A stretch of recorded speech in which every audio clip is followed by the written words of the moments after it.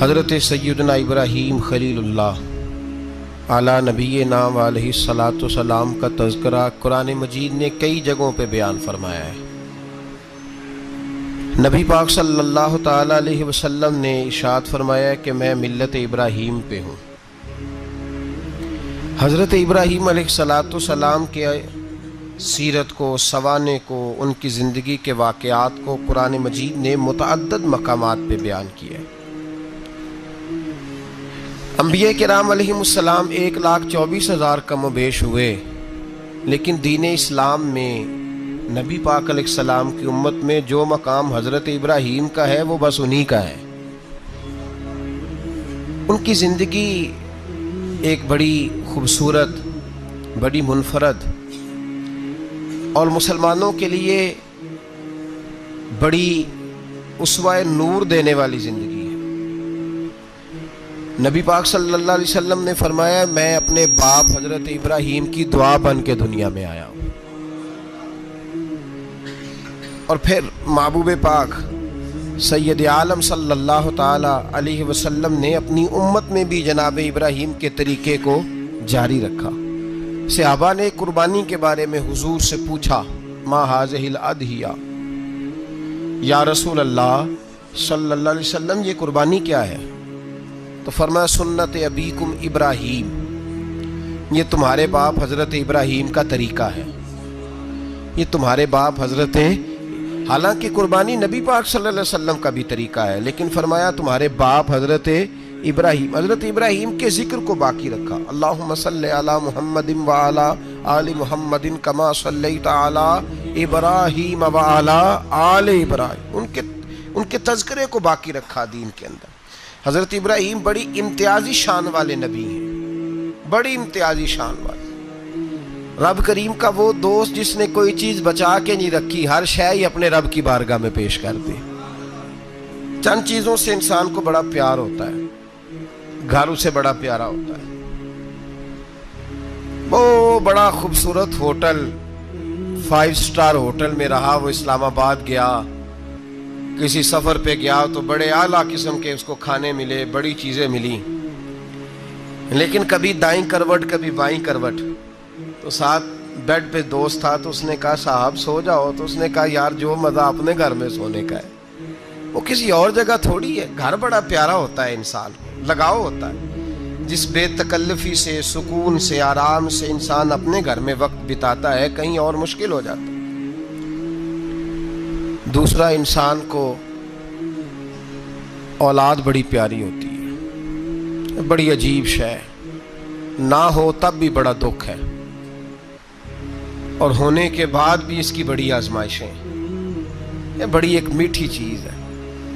اولاد ایک بڑا عجیب سا میوہ ہے، پتہ نہیں یہ کس انجیکشن کا نام ہے کہ چھاتی پر چڑھ جائے تو اللہ سکون عطا فرما دیتا ہے، پتہ نہیں کس ٹھنڈی دولت کا نام رب کریم نے اولاد رکھا ہے، بڑی پیاری ہوتی ہے اولاد۔ پھر تیسری چیز انسان کی اپنی جان ہے، اور یہ اتنی قیمتی شے ہے کہ اللہ کریم نے فرمایا کہ اگر تیری گردن پہ کوئی آدمی پستول رکھ کے، تلوار تیرے گلے پہ رکھ کے کہے نا کہ رب کا انکار کر دے ورنہ مار دوں گا، تو فرمایا وقتی طور پہ میری ذات کا انکار کر پر جان بچا جا۔ اگر تم مرنے کے قریب ہو گیا ہے اور حرام شے کھائے بغیر تو بچ نہیں سکتا، مر جائے گا، تو فرمایا چل تو اس طرح کر حرام کھا کے جان بچا، پر جان بچانا فرض ہے، ضروری ہے۔ وطن بڑا پیارا، اولاد بڑی پیاری، جان بڑی پیاری، پر حضرت ابراہیم سے رب کریم نے فرمایا چل ابراہیم کوئی چیز دے، تو کہا یا اللہ تینوں ہی تیرے نام پہ قربان کرتا ہوں، تیری ہوئی ساری، ہر شے تیری۔ حضرت ابراہیم نے دین کے لیے، آپ شہر بابل کے قریب پیدا ہوئے تھے، وہاں سے مصر آئے، مصر سے فلسطین آئے، اور فلسطین سے آ کر کے کعبہ آباد فرمایا۔ زندگی سفروں میں گزری، سفر ایک تکلیف والی چیز ہے، پر حضرت ابراہیم نے وطن چھوڑ دیا، گھر چھوڑ دیا۔ جان بڑی عزیز ہوتی ہے اصل میں نا، جب انسان جد و جہد کرتا ہے نا دین کے لیے تو اس کے راستے میں بڑی چیزیں آتی ہیں، کبھی اولاد، کبھی گھر، کبھی باہر، کبھی حکومتیں، کبھی سیاستیں، کبھی چدراہٹیں، اس کے راستے میں بڑا کچھ آتا ہے اور اسے ہر چیز کو فیس کرنا پڑتا ہے. گھر کے اندر بھی جنگ ہوتی ہے اور گھر کے باہر بھی لڑائی ہوتی ہے. یہ آسان ہے ہی نہیں. ہم تو خیر ہتھیار چھوڑ کے پھینکنے والے لوگ ہیں، ہم بھولے بھالے لوگ ہیں. ہم کہتے ہیں میں نے تو کہا تھا مہندی نہ کرو، پر بیٹے نہیں مانے، بولے جو ہوئے. اسی طرح حالانکہ اگر وہ بیٹا کہے نا کہ ابا جی لاؤ زندگی میں سارا کچھ میرے نام کرو، تو پھر ہم بولے نہیں ہوتے اور اس وقت ہم تیز ہوتے ہیں، کہتے ہیں یہ کیسے ہو سکتا ہے، ہاتھ کاٹ کے دے دوں. اس وقت نہیں. دین کے معاملے میں بولے ہوتے ہیں. بیٹا بد مذہب کے پاس جا رہا ہے تو اس وقت ہم بولے بھالے ہیں، کوئی عرض نہیں. لیکن اگر وہ اپنی پسند کی شادی کرے ہمیں کراس کر کے، پھر ساتھ ہی ہم تیز ہو جاتے ہیں. تو حضرت ابراہیم نے جب دین کے لیے نکلے تو جد و جہد کی، گھر کے اندر بھی گھر کے باہر بھی. آپ کے والد کا نام طارق ہے، وہ توحید پرست تھے، ایماندار تھے، پرہیزگار تھے. آپ کے چچا کا نام آزر ہے، وہ بت پرست تھے، بت بیچا کرتے تھے. حضرت سیدنا ابراہیم علیہ السلام جب میدان عمل میں نکلے تو حضرت ابراہیم علیہ السلام نے اپنے گھر سے جہاد شروع کیا. لڑنا پڑا. گھر کے اصولوں سے چچا نے جو رواج بنائے ہوئے تھے اس رواج سے ٹکرائے. فرمایا میں اپنے گھر کے اندر یہ بت پرستی نہیں ہونے دیں گا. چچا کو ایک دفعہ نہیں، بار بار 100 دفعہ سمجھایا. آپ کا چچا بت بنا کے بیچا کرتا تھا. حضرت ابراہیم علیہ السلام تھوڑے بڑے ہوئے تو کہنے لگا کہ چلو میرے ساتھ، تم بھی بت بیچنے ہیں، ہمارا کاروبار ہے. حضرت ابراہیم ساتھ نکلے تو بت پکڑا ہے. گندے پانی کے اندر اس بت کو ڈبوتے ہیں، کہتے ہیں کسی نے خریدنا تو خرید لو، نہ یہ نفع دے سکتا ہے نہ نقصان دے سکتا ہے. جو اپنا آپ نہیں بچا سکتا تمہیں کیا بچائے گا، خریدنا ہے تو خرید لو. چچا کہنے لگا تو کاروبار چمکا رہا ہے کہ تباہ کر رہا ہے. گھر میں بڑے معاملات خراب ہوئے، جھگڑے ہوئے، لیکن حضرت ابراہیم علیہ السلام ایک منٹ کے لیے بھی اپنے گھر کے اندر بھی کمپرومائز کرنے کو تیار. یہ تھوڑا مشکل میں نے پہلو چھیڑ دیا ہے، یہ تھوڑا مشکل پہلو چھیڑ دیا ہے. بڑا سمجھدار آدمی ہے پر بیوی سے پردہ نہیں کرا سکتا. سیانا ہے، پنچایت کا بندہ ہے، جو اس سے آپ کہیں گے وہ بات یہ سنائے گا، لیکن کہتا ہے نہیں جی میں نے کوشش کر لی ہے. کس قسم کی کوشش ہے صاحب، یہ کیسے ہو گیا؟ حضرت ابراہیم علیہ السلام نے گھر کے اندر سے فرمایا نہیں کرنے دوں گا. گھر کے اندر بھی ٹکرائے. فرمایا تم جو بھی ہو، پاش کیا چچا کے اصولوں کو. اور باہر جب نکلے تو صرف علاقے کے چیئرمین سے نہیں ٹکرائے، ایم پی ایم این اے وزیر مشیر سے نہیں ٹکرائے. سپر پاور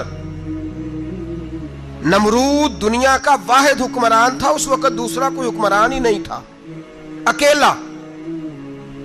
اکیلے حکمران سے جا کر ٹکرائے. کوئی ساتھ فوج نہیں تھی، کوئی ساتھ ان کے طاقت بظاہر دنیا داری کی کوئی نہیں تھی، پر حضرت ابراہیم جا کے ٹکرائے. اور میرے رسول پاک صلی اللہ علیہ وسلم نے سند بیان کی. فرمایا افضل الجہاد کلمۃ الحق عند سلطان الجابر. فرمایا سب سے افضل جہاد یہ ہے کہ تو ظالم بادشاہ کے سامنے کھڑے ہو کے حق بات بیان کر دے. یہ سب سے بڑا جہاد ہے، یہ سب سے افضل الجہاد ہے کلمۃ الحق عند سلطان الجابر. سب سے بڑا جہاد. حضرت ابراہیم کھڑے ہو گئے، سپر پاور سے ٹکرائے. یہاں ہم لوگ حکمتوں کا شکار ہیں، دیکھیں گے، کریں گے، سوچیں گے. اور مولوی صاحب کو ویسے کہتے ہیں آپ پرہیز کریں سیاسی باتوں سے. بھئی اللہ کے ہر نبی نے جا کے وقت کے ظالم حکمران کو لتاڑا ہے، للکارا ہے. یہ تو مشن انبیاء ہے.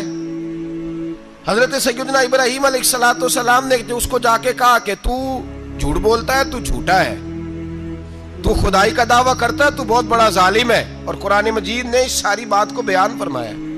حضرت ابراہیم علیہ السلام سے کہنے لگا میں رب ہوں. تو آپ نے فرمایا میرا رب تو وہ ہے جو زندہ کرتا اور مارتا ہے. تو پھر آپ حق بات بیان کریں گے تو اللہ مارے گا کہ بندہ مارے گا؟ کچھ بھی نہیں ہوتا، کیونکہ زندگی موت کس کے ہاتھ میں ہے؟ اللہ کے ہاتھ میں. زندگی موت اللہ، کچھ بھی نہیں ہوتا. انسان صحیح سمت کا تعین کرے اور صحیح چلے. حضرت علی شیر خدا سے کسی نے کہا تھا کہ آپ کے بڑی دشمنی ہے، کوئی محافظ رکھ لیں. آپ فرمانے لگے موت خود بہت بڑی محافظ ہے، وقت سے پہلے آتی ہی نہیں. بڑی محافظ ہے، وقت سے پہلے. علامہ نورانی رحمت اللہ تعالیٰ علیہ کراچی جیسے شہر میں رہا کرتے تھے، جہاں گام گام پہ خطرہ تھا. लोगों ने कहा हजरत इतने बड़े लीडर हो, आपकी जमात की 62 सीटें हुई कौमी असेंबली में, एक ऐसा वक्त भी आया तो कोई एक आदमी बंदूक वाला, आप फरमाने लगे मुझे ज़रूरत ही नहीं, इसलिए कि जिस खुदा रसूल के लिए मैं निकला हूँ वो खुद ही हिफाजत करने वाले हैं, ज़रूरत नहीं इन चीज़ों। तो भाई हजरत इब्राहिम टकराए और आपका अंदाज क्या है? जाके कहा कि तू नहीं, खुदा वो है जो जिंदा करता। और उसने एक बेवकूफ़ों जैसी दलील दी। एक आदमी को कल फांसी देनी थी तो उसको बुलाया, कहने लगा तुझे कब फांसी है? उसने कहा कल। कहने लगा जा तुझे आजाद किया, जिंदगी दी, उसको छुट्टी दे दी। एक आम आदमी बेचारा बैठा था, उसको पकड़ के ना कहने लगा इसकी गर्दन उड़ा दो। कहने लगा देख लो मैं भी जिंदा करता और मारता हूँ, वो जो कल मरने वाला था मैंने जिंदा कर दिया है, और जिसको पता ही नहीं था कि मैंने मरना है उसे पकड़ के मैंने मार दिया है। ये बेवकूफ़ों जैसी दलील है। हजरत सैयदना इब्राहिम अलैहिस्सलाम चाहते तो उसी वक्त दलील तोड़ देते कि तू क्या बेवकूफ़ों जैसी बात कर रहा है, अगर तू जिंदगी देता है तो मरे हुए में जान डाल के दे जिसको तूने मारा है। लेकिन हजरत इब्राहिम ने देखा कि बेवकूफ़ है, बेवकूफ़ों से बहस नहीं होती, दलील बदल ली जाती है, उनकी अकल के मुताबिक बात की जाती है। हजरत इब्राहिम फरमाने लगे मेरा रब वो है जो सूरज मशरिक से निकालता है और मगरिब में गुरूब करता है, तू अगर रब है तो तू मगरिब से निकाल के मशरिक में गुरूब कर। फबुहितल्लज़ी कफर, काफिर लाजवाब हो गया, उसके पास इस चीज का कोई जवाब नहीं था। अल्लामा इस्माइल हकी ने खूबसूरत फिक्रा लिखा है, खूबसूरत जान डाल दी एक जुमला कह के। हजरत सैयदना अल्लामा इस्माइल हकी रहमतुल्लाह अलैह फरमाने लगे चूंकि नमरूद बेवकूफों जैसी बातें कर रहा था, अगर वो ये कह देता ना कि मैं सूरज को निकालता हूं मशरिक से, मैं गुरूब करता हूं माज़अल्लाह मगरिब में मैं निकालता हूं, तो आप अपने रब से कहिए कि वो मगरिब से निकाल के मशरिक में गुरूब करे। अल्लामा इस्माइल हकी फरमाते हैं रब करीम की आवाज़े कुदरत थी, मालिक हजरत इब्राहिम अलैहिस्सलाम के इस अगर वो कह देता और हजरत इब्राहिम दुआ कर देते तो रब करीम ने फरिश्तों को तैयार बिठाया हुआ था।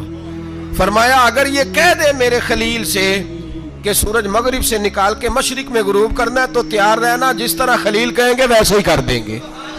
वत्तखज़ल्लाहु इब्राहीम खलीला, इब्राहिम हमारा दोस्त जो हुआ, जैसे कहेगा वैसे कर देंगे। हजरत सैयदना इब्राहिम अलैहिस्सलाम की बातों का जब जवाब ना दे सका, दलील नहीं बंदा देता, फिर लड़ाई करता है, फिर झूठे मोटे एतराज करता है। दलील खत्म होती है तो लोग जातियात पे उतरते हैं, कहते हैं ये खांसता सही नहीं, देखता सही नहीं। दलील खत्म, अब जातियात पे उतरे, कहने लगे मुझे पता चला है कि ये फलानी जगह गया था तो वहां जाके इसने इस तरह किया है। फिर लोग जातियात पे उतरते हैं, जब दलील का जवाब दलील से नहीं दे पाते फिर जातियात पर उतर कर हमले करते हैं। हजरत इब्राहिम के दलाइल का जवाब नमरूद ना दे सका तो कहने लगा कि इसको आग में डाल दो। कौम गई हुई थी सारी, आपने बात सुनी हुई है, मैंने सिर्फ इशारा देना है, मेले पे। तो हजरत सैयदना इब्राहिम अलैहिस्सलाम ने सारे बुत तोड़ दिए, कुल्हाड़ा बड़े बुत की गर्दन पे रखा, वापस आए, कहने लगे बुत किसने तोड़े हैं? तो फरमाया इससे पूछ लो जिसकी गर्दन पे कुल्हाड़ा है। कहने लगे ये तो बोल ही नहीं सकता। तो फरमाने लगे बड़े बेवकूफ हो, जो बोलता ही नहीं, सुनता ही नहीं, अपना आप नहीं बचा सकता, उसकी पूजा करते हो। कहने लगे पकड़ो, दलीलें खत्म हो गई, इसको आग में डालो। बहुत बड़ी हवेली 45 फुट मुरब्बा पे मुश्तमिल एक हवेली बनाई गई और 45 फुट ऊंची। मुख्तलिफ रिवायात, अल्लामा इस्माइल हकी कहते हैं कि 3 महीने तक नमरूद ने कहा कि इसके अंदर लकड़ियां डालो। लोग पूछने लगे कितनी दुनिया जलानी है? कहने लगा बंदा तो एक जलाना है, पर बंदा बड़ा तगड़ा है, एक बंदा। 3 महीने लकड़ियां डाली गईं और लोगों की जो तुहम्मात होती हैं ना वो बड़ी अजीब होती हैं। तुहम्मात मैंने बड़ी तफसील से रमज़ान मुबारक में गुफ्तगू की थी। बदशगुनी तुहम्मात लोग लेते हैं, उस वक़्त भी लोग तुहम्मात का शिकार हो गए। अकीदा बिगड़ जाता है तो वो अजीबो गरीब बातें करने लगता है, तुहम्मात का शिकार हो गए। बीबियां नजर मानती, मैं बीमार हूं, अगर सही हो गई तो इतने मन लकड़ी दूंगी हजरत इब्राहिम की आग जलाने के लिए। एक औरत लेके जा रही है लकड़ियां, तो एक नेक दिल आदमी ने उससे पूछा कहाँ जा रही हो? कहने लगी मैंने मन्नत मानी थी तो हजरत इब्राहिम अलैहिस्सलाम को माज़ अल्लाह जलाने के लिए लकड़ियाँ लेके जा रही हूँ, तो वो रब करीम के बंदे कहने लगे तू ढूंढती रहेगी, तुझे वो जगह मिलेगी नहीं। वो बीबी कई महीने घूमती रही, जगह ही नहीं मिली जहाँ लकड़ियाँ डालनी, मारी गई। तो हम्मात का शिकार हुए बहुत सारे लोग। तो हम्मात का भाई, तो हम्मात दीन के अंदर मना है। तो हम्मात दीन में कोई नजर मानना, कोई किसी बुजुर्ग के मजार पे जाके साले सवाब के लिए कोई चीज मानना, ये तो दुरुस्त हुआ। लेकिन गैर शरी नजरें मान लेना कि मैं आग के गिर्द चक्कर लगाऊंगा, मैं जनाब वहां जाके ये वाला तमाशा करूंगा, मैं धागा बांधूंगा, मैं रस्सा काटूंगा, मैं वहां गंदे औं से पानी पीऊंगा, इनकी शरीयत इजाजत, ये तो हम्मात हैं, बदशगुनी है। दीन में इनकी कोई गुंजाइश। आप नजर मानने से पहले भी किसी आलिम से राब्ता करें कि मैं मन्नत मांगने लगा हूं तो कैसे माननी चाहिए, उसका तरीका पूछें। ऐसे ही गलत चीज की मन्नत थोड़ी मान ली जाएगी। बहरहाल आमदाम बरसरे मतलब हजरत इब्राहिम के लिए आग जलाई गई, 45 फुट ऊंची आग है, परिंदा भी ऊपर से गुजरता है तो नीचे गिर जाता है जल के। इतने दिन लगा के आग जलाई गई। अब हजरत इब्राहिम को जलाया जाने लगा है। यहाँ तो मौजे है ना, जो किसी इदारे का सरबराह है उसके लिए मौज है, किसी जगह ऑफिसर बन गया तो मौज है, पीर साहब के लिए मौज है, अल्लामा साहब के लिए मौज है, खतीब साहब के लिए मौज है। जलना किसको पड़ता है? वाह कोई नहीं रहा इल्ला माशाअल्लाह। वो लोग गुजर गए जो तकलीफें सह के काम करते थे, गुजर गया जमाना। हजरत सैयदना इब्राहिम अलैहिस्सलाम को जलाया जाने लगा है, तो अब इतनी बड़ी आग है तो डालें कैसे? शैतान ने तजवीज दी कि मंजनीक बनाओ, मंजनीक, बड़े बड़े बांस बांध के उनके नीचे रस्सा बांधो। वो जिस तरह झूलने के लिए झूला बनाया जाता है, इस तरह एक मंजनीक पुराने जमाने में उसमें पत्थर रख के फेंके जाते थे दुश्मनों पे। वो मंजनीक बनाई गई कि दूर से हजरत इब्राहिम को फेंकेंगे। हाथ हजरत इब्राहिम के बांध दिए, पाँव मुबारक बांध दिए, पूरी जमीन पे एक नाम लेने वाला खुदा का। और उसको आज रस्सियों में जकड़ा हुआ है। जब फेंका जाने लगा ना आग में, हूरें रोने लगी, फरिश्ते तड़पने लगे, ए अल्लाह ये क्या होने लगा है? एक तेरा खलील और वो भी आग में। फरमाया जाओ जाके उससे कहो अगर तुम्हारी मदद लेता है तो उसे बचाओ। हवा का फरिश्ता आया, कहा इब्राहिम अगर तू कहे। ओ भाई, इन चीजों को कहानी समझ के ना सुना करें, ये दास्तान नहीं, ये वो तरीके हैं जो हमारे रसूल ने हमें अपनाने का हुक्म इरशाद फरमाया है। जो अकीदे, ये वो नजरियात है जो हमें ओढ़ने को कहा गया। अपने रब करीम की रिजा पे राजी रहने के ये वो खूबसूरत मौके हैं सूफिया ने जिनको बनाकर समझाकर हम तक पहुंचाया है। ये है अहले तरीकत की बातें। वो कहते हैं यार जिस हाल में रखे राजी रहना है। हजरत इब्राहिम अलैहिस्सलाम को फेंका जा रहा है, फरिश्ता आया, ऐ अल्लाह के खलील अगर हुक्म दो तो इतनी हवा चलाऊं कि नमरूदी जल जाए सारे, आग उन पे फेंक दी जाए। आपने फरमाया तू जा, तुझसे मुझे कोई काम नहीं।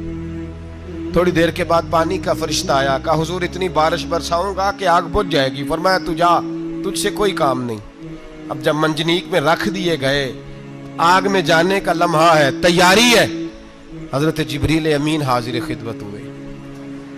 कहा इब्राहिम कोई हाजत? फरमाया तुझसे कोई नहीं। कहा चलो मुझसे नहीं तो रब करीम से ही बात कर लो, मुझे पता है मैं छोटा हूं, आप मुझसे मदद क्यों लोगे, रब करीम से ही बात कर ले।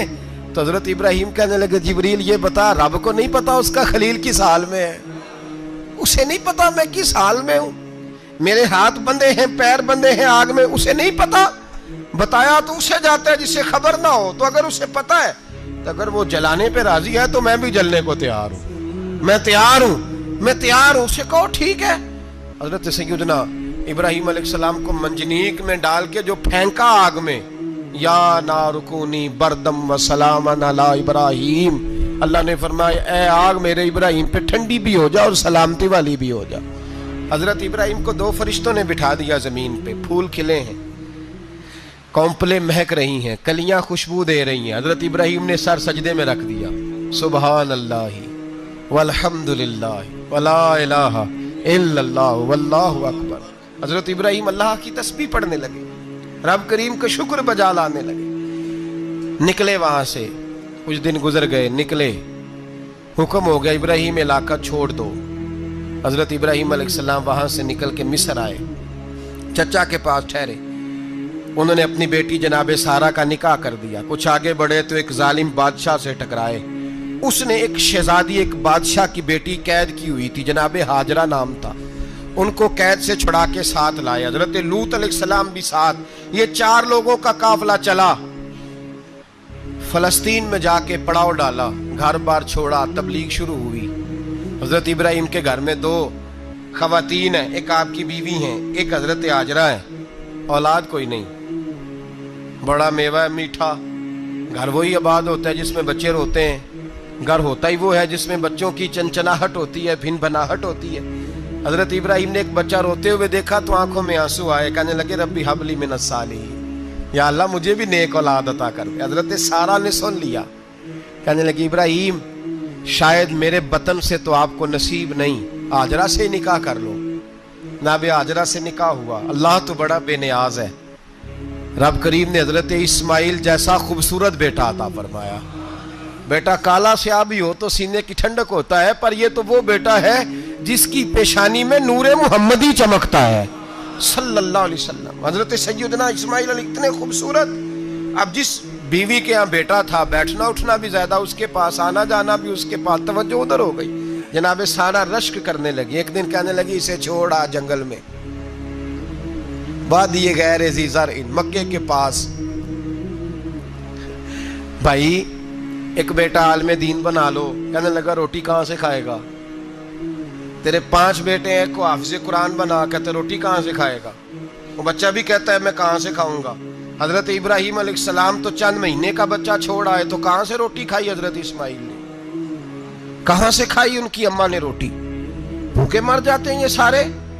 میں بڑی ذمہ داری سے کہا کرتا ہوں کہ جتنی خوبصورت روٹی اللہ کریم دین کے خادموں کو عطا کرتا ہے شاید کسی اور کے نصیب ہوتی ہو, لیکن ہم لوگ توجہ ہی نہیں کر رہے. ہمارا ذوق ہی نہیں بن رہا. ہم یہ محنت ہی نہیں کر رہے کہ قوم کو مستند علماء کی ضرورت ہے. علاقوں کے علاقے خالی ہیں, ادھر ہمارا مزاج ہی نہیں بن رہا, توجہ ہی نہیں دین کی خاطر. اور پھر چلے بچے تو بعد کی بات ہے نا, جو ابھی خود جوان ہے وہ بھی تو یہ دعا. ایک صاحب مجھے کہنے لگے میں دعا مانگ رہا ہوں اللہ مجھے بیٹا دے تو میں اسے دین پہ لگاؤں گا. تو میں نے کہا آپ بھی بوڑھے نہیں ہوئے, آپ خود ہی لگ جائیں. بیٹا تو ابھی آئے گا تو لگے گا نا. تو آپ تو اس وقت ہے تو آپ تو پہلے لگے نا صاحب. 2 گھنٹے تو نکال کے آئے, دین سیکھنے کو کافی ہے. آپ اتنی لمبی سوچ رہے ہیں کہ بچہ آئے گا تو بڑا ہوگا تو وہ جائے گا تو دیکھی جائے گی. ابھی تو آپ ہیں تو آپ تو آؤ. حضرت ابراہیم نے بچہ وہاں چھوڑا. یہاں سے جو عمرہ کرنے لوگ جاتے ہیں نا, جو حج کرنے جاتے ہیں, ان کو پتا ہے کہ وہاں دنیا کی ہر نعمت ملتی ہے, پھر بھی ڈبل ٹرپل پیسے لوگ جیبوں میں ڈال کے جاتے ہیں. حضرت ابراہیم جب وہاں لے کے گئے تو کوئی انسان نہیں تھا, پانی کا قطرہ نہیں تھا. 2 کلو کھجوریں, ایک مشکیزہ. بیوی کو تھمایا. ہمارے گھر میں ہزاروں چیزیں پڑی ہیں, لیکن وہ جو توکل ہے نا وہ ختم ہو گیا ہے. اللہ دے گا, حلال حلال پہ قناعت کرے, جائز جائز پہ بھروسہ کرے, رب کریم عطا کرنے والا ہے. وہ مزاج ختم ہو گیا. حضرت سیدنا ابراہیم علیہ السلام 2 کلو کھجوریں, ایک مشکیزہ پانی کا دے کر کے, اور وہاں بٹھایا آپ نے اپنے بچے کو اور اپنی زوجہ جناب ہاجرہ کو, اور بٹھا کر کے یہ واپس پلٹنے لگے. تو حضرت ہاجرہ سلام اللہ علیہ نے آواز دی, کہا ابراہیم کس کے سہارے پہ چھوڑ کے جا رہے ہیں؟ جہاں آب زمزم کا کنواں ہے نا, جو لوگ گئے ہیں انہوں نے صفا مروہ کی صحیح کی ہے, صفا مروہ سے باہر نکلے نا, سرکار کی ولادت کا مقام ہے, اس جگہ پہ آب زمزم کا کنواں تھا. وہاں حضرت سیدنا ہاجرہ کو بٹھایا. کوئی چیز نہیں, کوئی درخت نہیں, کوئی کھیت نہیں, کوئی پانی نہیں, کوئی کنواں نہیں. وہاں بٹھایا اور بٹھا کر کے نکلنے لگے تو جناب ہاجرہ فرمانے لگی ابراہیم کس کے سہارے پہ چھوڑ کے جا رہے ہو؟ کہنے لگی اللہ کے سہارے پہ. تو پاک باز بی بی نے ایک لفظ پوچھا, کہا ابراہیم یہ میرے رب کا حکم ہے, یہ میرے, بس جن کا عقیدہ توحید مضبوط ہو ان کے لیے ایک جملہ کافی ہوتا ہے, یہ میرے اللہ کا حکم ہے. تو جناب ابراہیم علیہ السلام فرمانے لگے ہاجرہ ہاں رب کا حکم ہے. جب یہ لفظ کہے تو چاہیے تھا نا حضرت ابراہیم تسلی دیتے, تو بی بی صاحبہ تسلی دینے لگی. عرض کرنے لگی ابراہیم اگر اللہ کا حکم ہے تو پھر آپ ہماری فکر نہ کرنا. اگر یہ رب کا حکم ہے تو پھر ہماری فکر نہ کرنا. جس رب نے ہمیں یہاں تک پہنچایا ہے وہ ہمیں کبھی بھی ضائع نہیں فرمائے گا. پھر فکر نہ کرنا. حضرت ابراہیم آ گئے, بات آپ نے سنی ہوئی ہے, اشارہ کرنا مقصود ہے. 13 سال میں چلے مان بھی لیا جائے بعض روایات کی روشنی میں کہ آتے جاتے بھی رہے, لیکن مکمل دیکھ بھال اپنے بچے کی پرورش میں پورا حضرت ابراہیم علیہ السلام کا کردار, سارا کردار ماں کا تھا. میں جب خواتین کے بارے میں کوئی بات کرتا ہوں تو میں آپ کو اکثر کہتا ہوں کہ یہ صرف بیوی کے لیے حکم نہیں ہوتا, یہ ٹریننگ بیٹی کو دینی ہے اور بہن کو دینی ہے. یہ تربیت کریں اپنے گھر میں. میں تجربے کی روشنی میں یہ بات عرض کیا کرتا ہوں کہ بھائی بچے باپ کے فرما بردار اس وقت ہوتے ہیں جب اماں انہیں باپ کا فرما بردار کرتی ہے, اور بچے باپ کے نافرمان بھی تب ہوتے ہیں جب اماں انہیں باپ کا. میں نے اپنے کانوں سے سنا ایک دفعہ ایک بچہ اپنے باپ سے کہہ رہا ہے آپ نے تو ساری زندگی باہر گزار دی, پیسے کمانا کون سا مشکل کام ہے, دکھ سکھ تو سارے اماں نے برداشت کیے, سکولوں میں وہ جاتی تھی, فلانا کام وہ کرتی تھی, فلانا کام. اب یہ سوچ اس کی ذاتی تو نہیں, یہ اس کو دی گئی ہے. اور اگر اس کو یہ سوچ دے دی جائے کہ اماں کہے کہ میں تو اپنوں میں رہی ساری زندگی, میں نے تو اپنوں میں وقت گزارا, اور تیرا باپ تو کئی دفعہ جنازے بھی نہیں پڑھ سکا, اس نے تو ماں باپ ایسے دفن کر دیے, وہ اگر یہ سوچ فراہم کرے تو پھر بچہ باپ کا فرما بردار ہوتا ہے. اور یہ والی روایتیں ہم بیوی کو سناتے ہیں, حالانکہ کس کو سنانی چاہیے بولیے؟ بہن اور بیٹی کو. بہن اور بیٹی کو سنائیں یہ باتیں, ان کو سمجھائیں تاکہ آگے جا کے وہ جو گھر ترتیب دیں وہ گھر بڑا عمدہ اور نکھرا ہوا ہو. حضرت سیدنا ابراہیم 13 سال کے بعد آئے, چونکہ گھر میں اللہ تبارک و تعالیٰ کی دوستی کا چرچا تھا, اللہ تبارک و تعالیٰ کی محبوبیت کا غلبہ تھا. 13 سال کے بعد فلما بالغ معہ سعیا, بیٹا جب اتنا بڑا ہوا کہ سال چلنے لگا تو حضرت ابراہیم نے اپنے بیٹے کو بلا کے کہا بیٹا مجھے خواب آئی ہے, میں تجھے ذبح کر رہا ہوں, تیری کیا رضا ہے؟ تو حضرت اسماعیل کہنے لگے یا ابت افعل ما تؤمر, ابا جی اللہ جیسے حکم دیتا ہے میرے ساتھ ویسے ہی کریں, جیسے اللہ حکم دیتا ہے ویسے ہی بولیے ویسے ہی کریں. حضرت حاجرہ کو کہا کہ ایک دوست نے دعوت کی ہے تو وہاں جا رہے ہیں. بی بی مطمئن ہے, تفصیلات کی ضرورت نہیں, ختم بات, اعتبار ہے, مطمئن ہو گئی. شیطان پیچھے سے آیا اماں کے پاس, ذرا تھوڑی دیر کے لیے تصور جمائیے, یہاں تو پڑوسن آ کے کوئی بات بتا دیتی ہے خاوند کے بارے میں تو کئی مہینے جھگڑا جاری رہتا ہے, پڑوسن محلے دار. شیطان نے آ کے بتایا لفظ کیا ہے, کہا حاجرہ تمہیں پتا ہے کہاں جا رہے ہیں؟ کہا دوست کی دعوت میں. تو کہنے لگے دوست کون ہے؟ رب کریم, اور ابراہیم کا خیال ہے کہ اس رب نے مجھے حکم دیا ہے کہ میں ذبح کروں. تو حضرت حاجرہ کہنے لگی کبھی باپ بھی بیٹے ذبح کرتے ہیں؟ تو شیطان کہنے لگا ان کا خیال ہے کہ ان کے رب نے حکم دیا ہے. تو جناب حاجرہ فرمانے لگی اگر رب نے حکم دیا تو پھر تو مجھے شیطان لگتا ہے, تو مجھے شیطان لگتا ہے. کا کیا مطلب؟ فرمانے لگی اگر رب کریم کا حکم ہے تو میرے پاس ایک اسماعیل ہے, اگر 1000 بھی ہوتے میں سارے اللہ کے راستے میں پیش کر دے دیتی. مالک کا ہی تو ہے سارا کچھ, اسی کا ہے, اس میں لیت اللہ کی کیا گنجائش. حضرت سیدنا ابراہیم علیہ السلام نے بیٹے کے حلق پہ چھری رکھ بھی دی اور چھری چلا بھی دی, رکھ بھی دی, اور وہ تو اللہ کریم نے فرمایا یا ابراہیم قد صدقت الرؤیا, ابراہیم تو نے خواب سچا کر دکھایا, وہ قیامت تک تیرا نام رہے گا. حضرت ابراہیم نے وطن بھی دیا, جان بھی دی, بیٹا بھی, اللہ کریم نے دمبے دیے, فرمایا یہ فدیہ ہے. اب یہ قربانی قیامت تک حضرت ابراہیم کے طریقے کے مطابق جاری ہے. حضرت ابراہیم بہت بڑے مہمان نواز تھے, بہت بڑے. آپ جب مصر میں قیام تھا تو بڑے بڑے لمبے چوڑے لنگر پکتے تھے, لوگ آیا جایا کرتے تھے, بڑا تفصیل کے ساتھ کھانا ہوتا تھا. مہمان نوازی آپ کی خاص صفت مبارکہ ہے. ہمارے ہاں بھی مہمان نوازی ہوتی ہے امیروں کی, بلکہ اب تو مہمان نوازی اس طرح کی ہے کہ کل تیری میرے پاس دعوت ہے اور پرسوں میری تیرے پاس ہے. وہی امیروں میں وہ چکر رہتا ہے, پارٹیاں دوست ایک دوسرے کو ڈالتے ہیں, تیری طرف پارٹی تیری طرف, اور اسی انداز میں اب یہ عید آئے گی نا ٹکا پارٹیاں ہوں گی جگہ جگہ, اور لوگ سوال پوچھنے لگے ابھی سے, کہتے ہیں قربانی کا کتنا گوشت گھر رکھنا جائز ہے, قربانی کا کتنا گوشت گھر رکھنا جائز ہے؟ سارا ہی جی, اس لیے فریزر لے لے, فریج سے نہیں کام چلے گا, سارا ہی جہاز گھر رکھنا سارا ہی جائز ہے، رکھ لیں۔ او خدا کے بندے، قربانی وہ بندہ دیتا ہے جو سارا سال ہی گوشت کھاتا ہے، صحیح کہہ رہا ہوں؟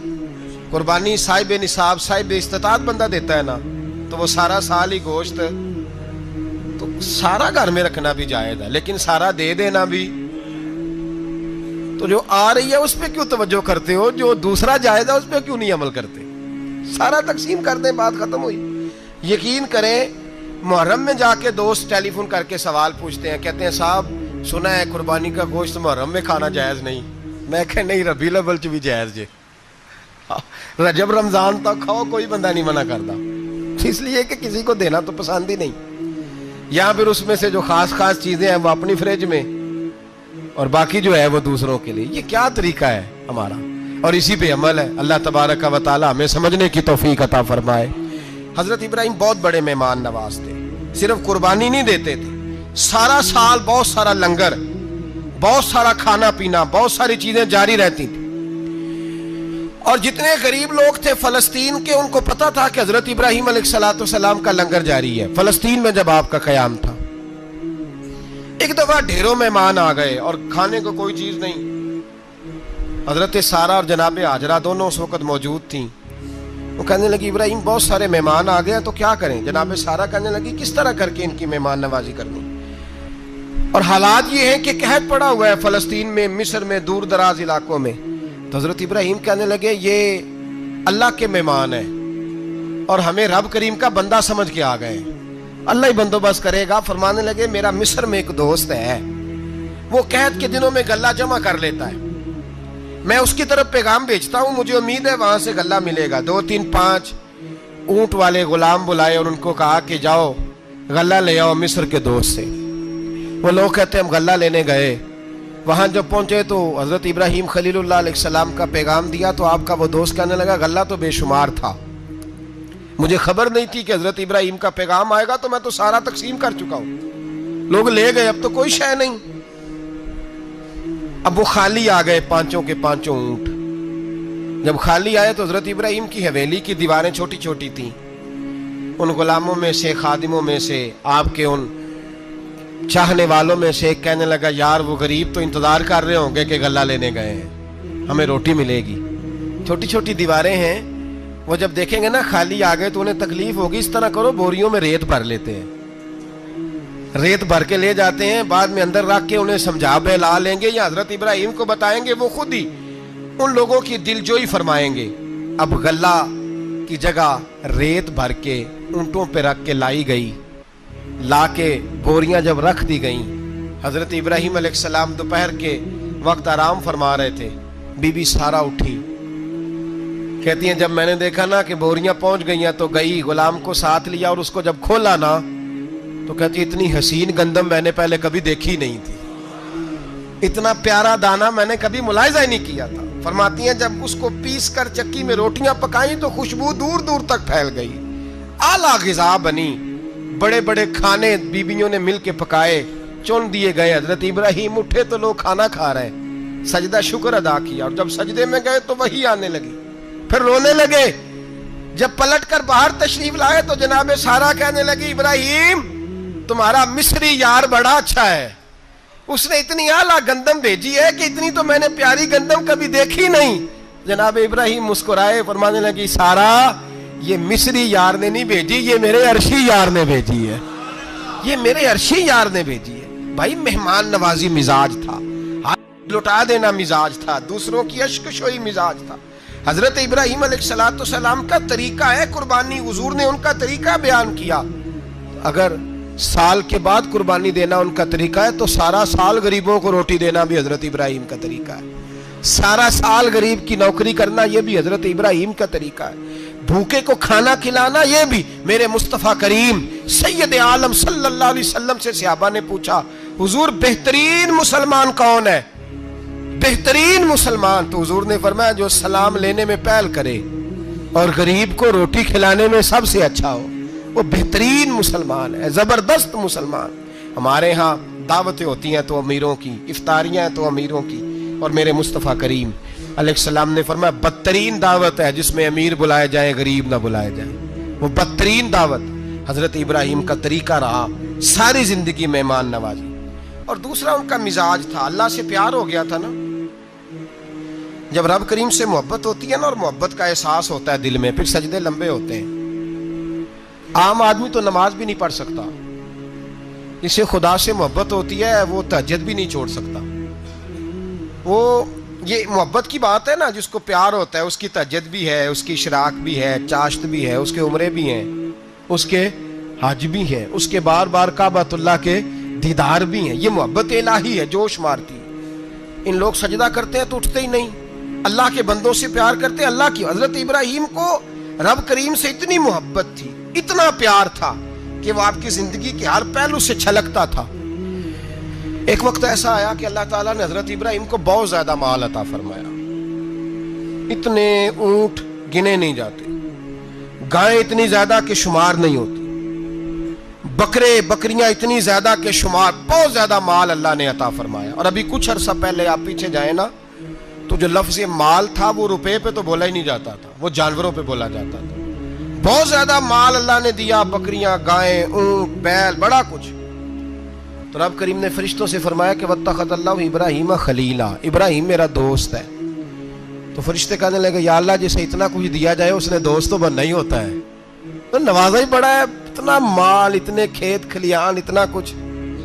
اللہ کریم نے فرمایا جاؤ آزمائش کر لو, امتحان لے لو. فرشتہ امتحان لینے پہنچ گیا. حضرت ابراہیم کے جانور چر رہے ہیں چراگاہ میں, حضرت ابراہیم بھی ہیں, غلام بھی ہیں, بہت بڑا ریوڑ ہے. آپ تشریف فرمائیں. ایک فرشتہ آیا تو کھیت میں چھپ کے بیٹھ گیا اور بلند آواز سے کہنے لگا سبحان اللہ والحمد للہ ولا الہ الا اللہ واللہ. یہ تسبیح بڑی پسند ہے, محبوب نے ان کی فضیلت بیان کی. اب وہ حضرت سیدنا ابراہیم علیہ السلام کھڑے تھے تو وہ کھیت میں بیٹھ کے تسبیح پڑھنے لگا سبحان اللہ والحمد للہ ولا الہ الا اللہ. حضرت ابراہیم کہنے لگے یہ میرے رب کا نام کون لے رہا ہے, بڑی اس کی میٹھی آواز ہے, بڑی کون ہے. ڈھونڈنے لگے, گھومتے گھومتے اس کے پاس چلے گئے. فرشتہ انسانی شکل میں, تو میرے رب کا ذکر کر رہا تھا.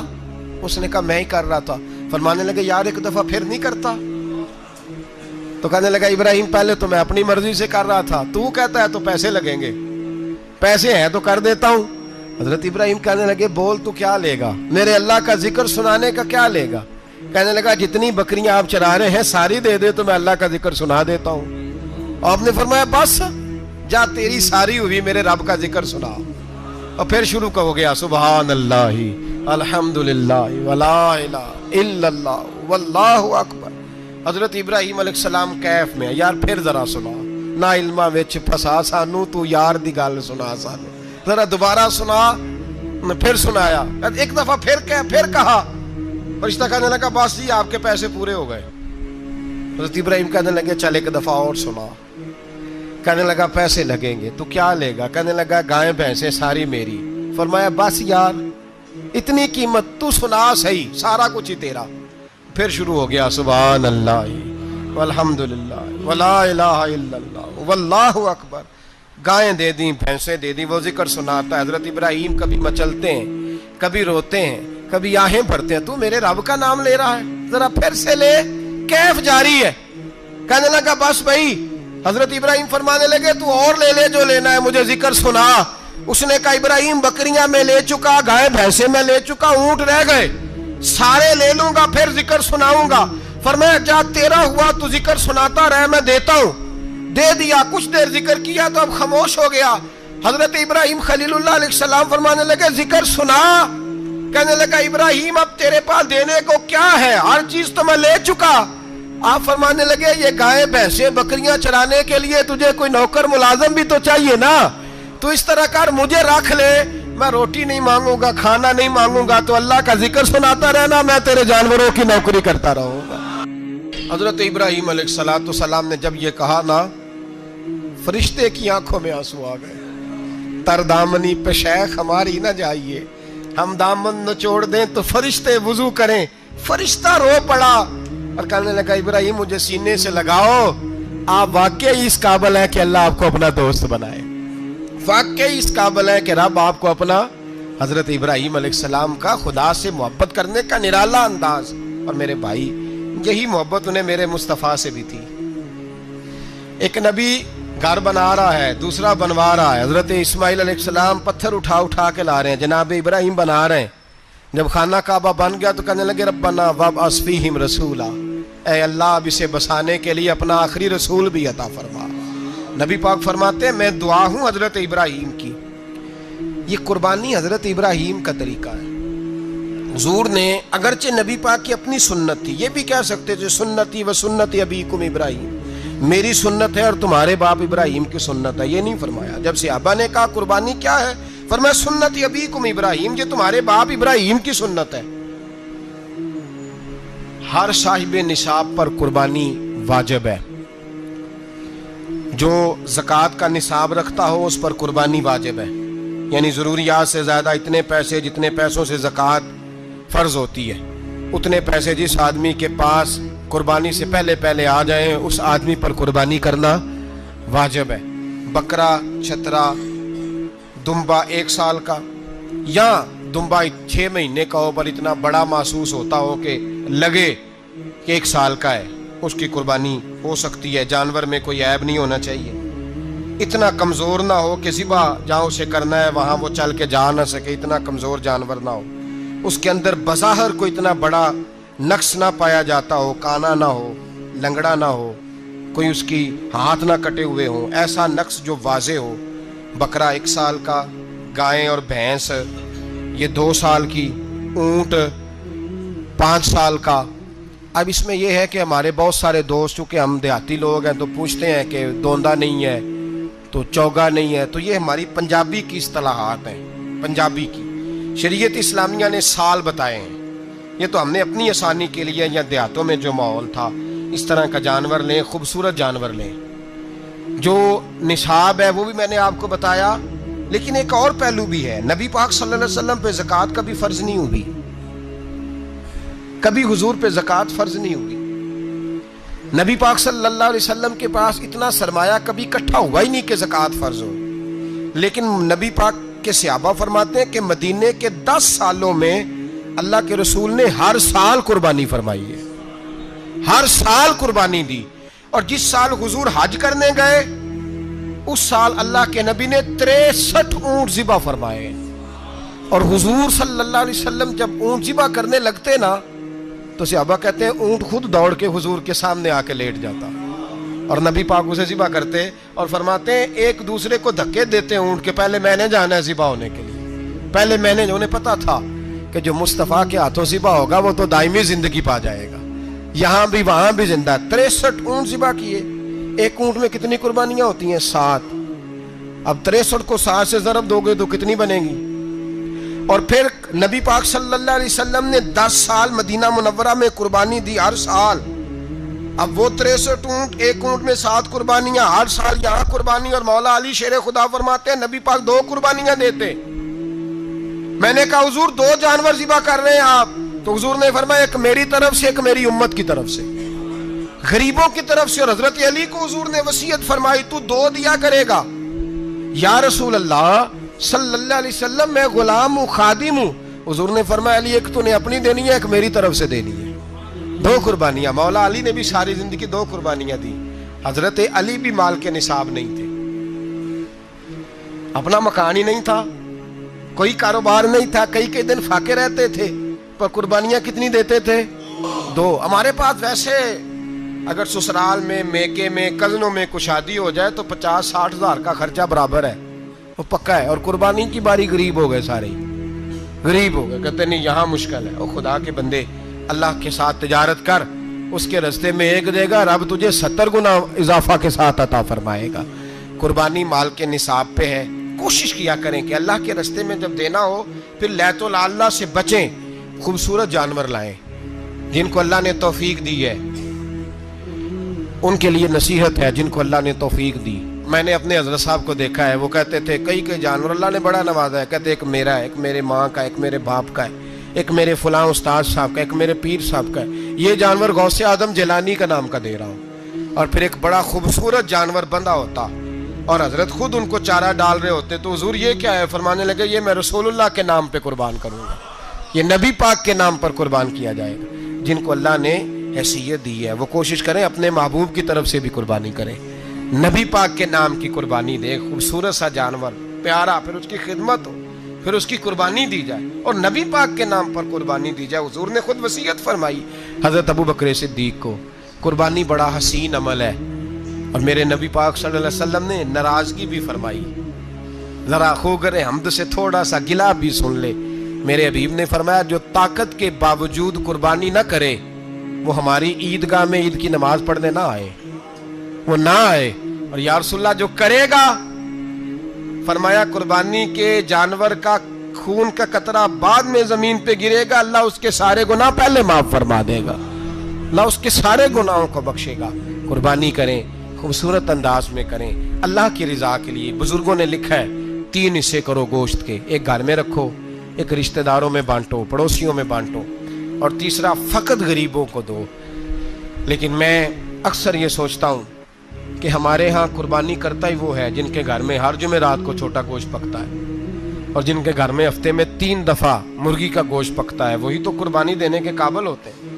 تو وہ بھی اگر قربانی کے بکرے میں سے بھی تیسرا رکھنا چاہیں تو اجازت تو ہے، میں نے کہا سارا رکھنے کی بھی اجازت ہے، لیکن اگر آپ مہربانی کریں، کوشش کریں کہ یار ہم تو سارا سال ہی کھاتے ہیں، اور ہمارے یہاں جو گوشت تقسیم ہوتا ہے نا وہ بھی باری لگی ہوئی ہے، ادھر سے پلیٹ آئی تھی گوشت کی تو ادھر سے بھر کے چلی گئی، بھئی اس نے کی ہے، اس کو بار بار گوشت دینے کا کیا مطلب ہے؟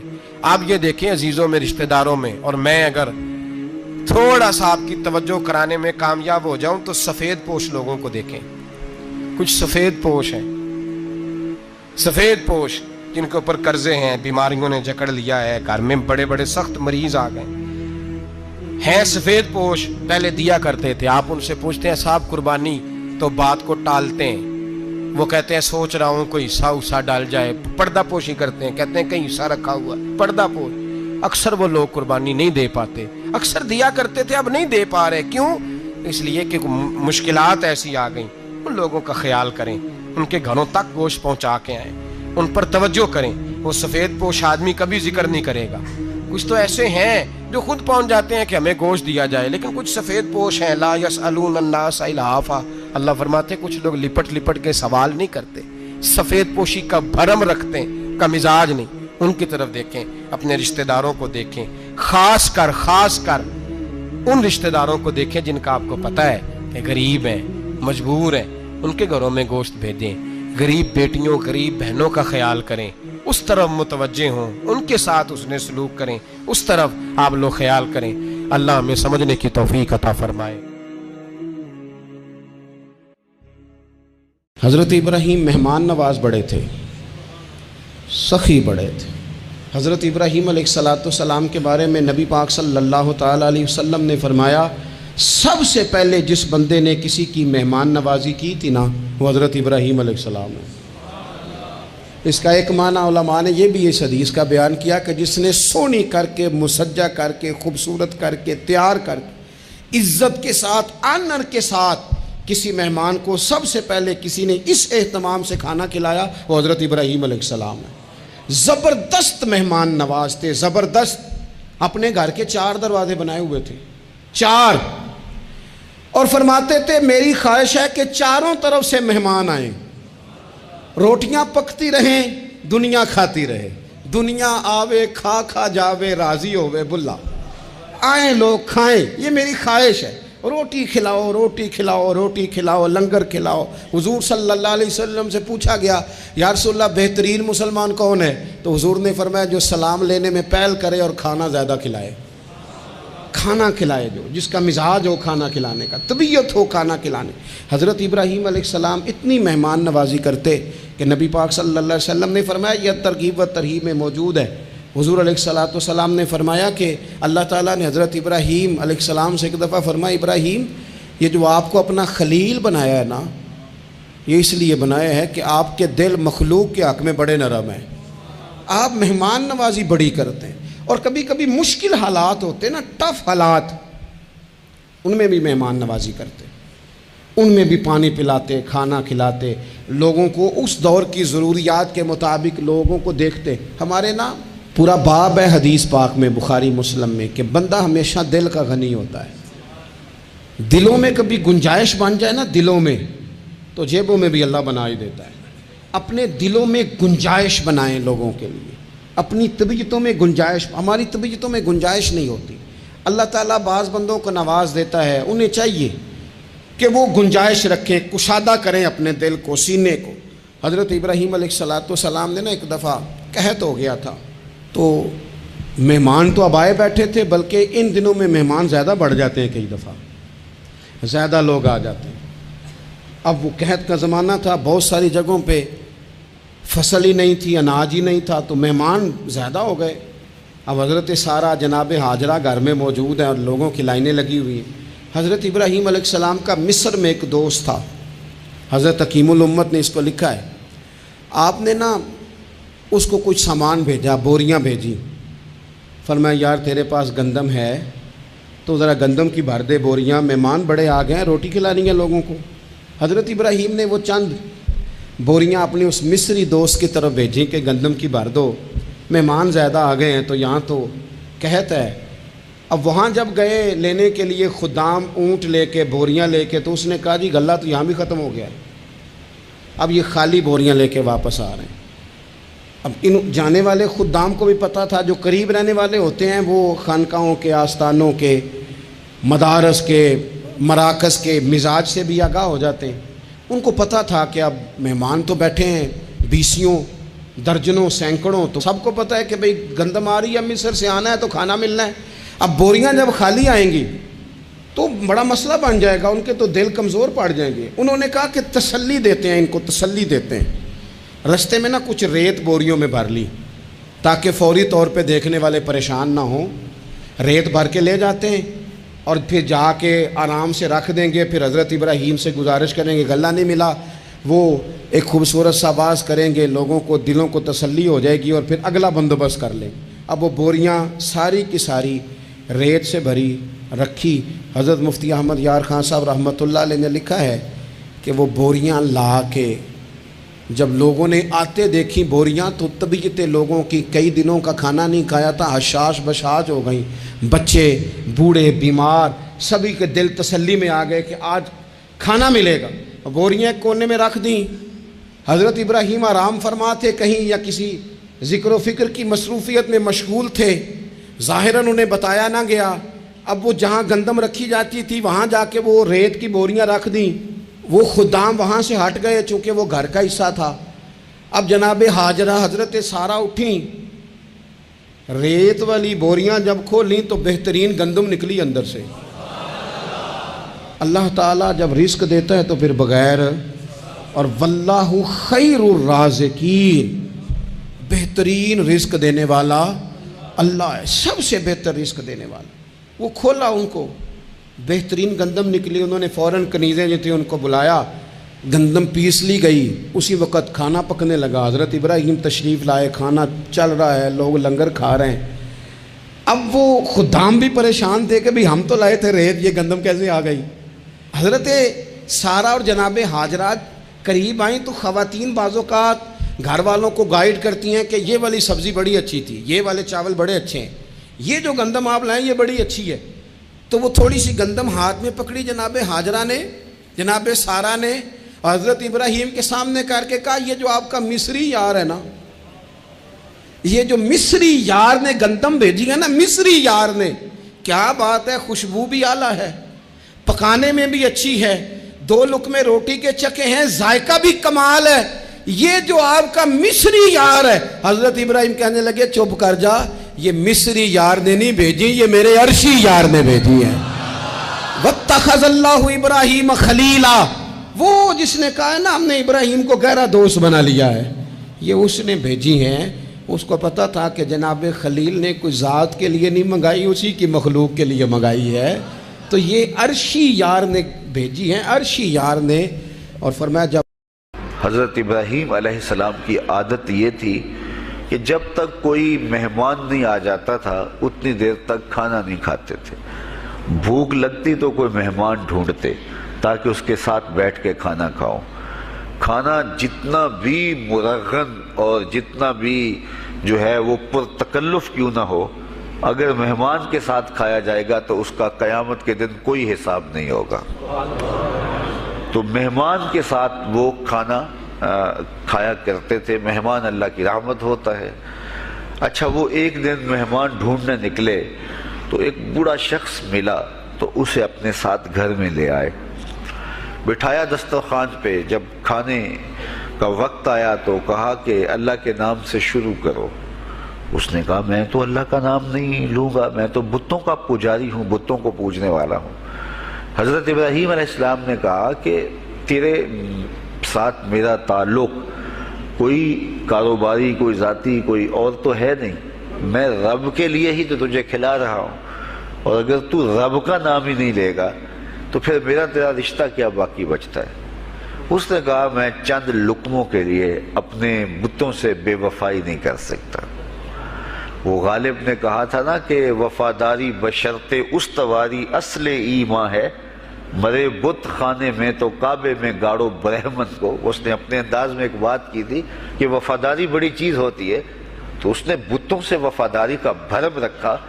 اس نے کہا کہ میں چند لقموں کے لیے جو ہے وہ تیرے رب کا نام لوں اور اپنے معبودان کا نام چھوڑ دوں, یہ نہیں ہو سکتا. آج تو لوگ چائے کی پیالی پہ دین بیچ رہے ہیں, کیا آج ممبر و محراب فروخت نہیں ہو رہے؟ لیکن اس بوڑھے شخص نے کہا کہ میں چند لقموں کے لیے, چند ٹکڑوں کے لیے میں اپنے بتوں سے بے وفائی نہیں کر سکتا. حضرت ابراہیم نے کہا تو اگر بتوں کے ساتھ اتنی محبت رکھتا ہے تو پھر میں بھی رب کے نام کے علاوہ تجھے دینے پہ آمادہ نہیں ہوں. وہ دسترخوان سے اٹھ کے چلا گیا. وہ چلا گیا تو جبریل امین حاضر خدمت ہوئے, رب کا سلام دیا. اے ابراہیم, رب سلام دیتا ہے اور فرماتا ہے تو نے آج میرا ایک بندہ ناراض کر دیا. یا اللہ وہ تیرا بندہ تھا, اس کو تو تیرا نام لینا بھی گوارا نہیں تھا. کہا ابراہیم اس کی عمر کتنی ہوگی؟ یا اللہ 80 سال کے قریب ہوگی. کہا اتنا عرصہ ہو گیا میں اس کو رزق دے رہا ہوں, تو ایک دن نہیں کھلا سکا. اب ابراہیم علیہ السلام اس کو ڈھونڈنے نکلے ہیں. وہ کسی پہاڑ پہ چڑھ رہا تھا, دور سے آواز دی او میاں آ جاؤ کھانا ٹھنڈا ہو رہا ہے. اس نے کہا تم تو بڑے سخت تھے, لہجے میں رویے میں تبدیلی کیسے آ گئی؟ کہا کہ اسی رب کا پیغام آیا ہے کہ مجھے اتنا عرصہ ہوا اسے کھلاتے ہوئے, وہ مجھے نہیں بھی مانتا تھا, پھر بھی میں اس کی ضروریات کو پورا کرتا رہا ہوں, اور تم ایک دن نہیں دے سکے, تو آؤ کھانا ٹھنڈا ہو رہا ہے. کہا تے رب کا نام نہیں لوں گا. کہا نہ لینا. کہا اتنی تبدیلی؟ کہا اسی رب کا سندیش آیا ہے, اسی رب کا پیغام آیا ہے. کہا پھر کھانا بعد میں کھاؤں گا, پہلے اپنے رب کا مجھے غلام بنا لے. تو کوئی مانے اس کو بھی دیتا ہے, کوئی نہ مانے اس کو بھی دیتا ہے, بلکہ دنیا کے اوپر کافروں کو زیادہ دیتا ہے. ایک روایت میں آتا ہے کہ اگر اہل ایمان کی دلجوئی کا لحاظ نہ ہو تو کافروں کے گھروں کی سیڑھیاں سونے اور چاندی کی ہوں, لیکن یہ کہیں گے ہمیں تو مار ہی دیا ہے. اور اقبال نے کہا تھا نا کہ کافر کو دیے حور و قصور اور مومن کے لیے فقط وعدہ حور. تو اس لیے ان کی دلجوئی ہے, ورنہ کافروں کو اتنا دور, چونکہ ان کا حصہ آخرت میں نہیں ہے, ان کا حصہ صرف دنیا ہے. دنیا پہ عیش کریں, دنیا پہ عیش و عشرت کی زندگی گزارے, دنیا ہی دنیا, آخرت میں ان کا کوئی حصہ نہیں. اور مومن کا آخرت میں حصہ ہے, اور دنیا کے اوپر جو تکلیفیں آتی ہیں ان تکلیفوں کا بدلہ اس کو قیامت کے دن دیا جائے گا.